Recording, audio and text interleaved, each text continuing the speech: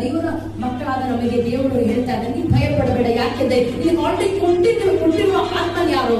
ಫಲ, ಪ್ರೀತಿ, ಶಿಕ್ಷಣಗಳ ಆತ್ಮ, ಫಲದ ಆತ್ಮರು. Is spirit of power. ಫಲದ ಆತ್ಮನಿಗೆ ಕೊಟ್ಟಿದ್ದಾನೆ. ಆ ಒಂದು ಆತ್ಮನ ಪ್ರತ್ಯೇಕತೆ ಏನು? ಆ ಫಲದ ಪ್ರತ್ಯೇಕತೆ ಏನು? ಆ ಜೀವನದಲ್ಲಿ ದೇವರ ಕೊಟ್ಟಿರುವಂತ ಪ್ಲಾನ್ಸು, ಪದ್ಧತಿಗಳನ್ನು ಅದನ್ನು ನೆರವೇರಿಸಲಿಕ್ಕೆ ಕೊಡುವಂತ ಬಲ ಅದು. ಮಾತ್ರ ಅಲ್ಲ, ಆ ಬಲ ನಮಗೆ ಏನು ಯಾಕೆ ಕೊಟ್ಟಿದ್ದಾರೆ?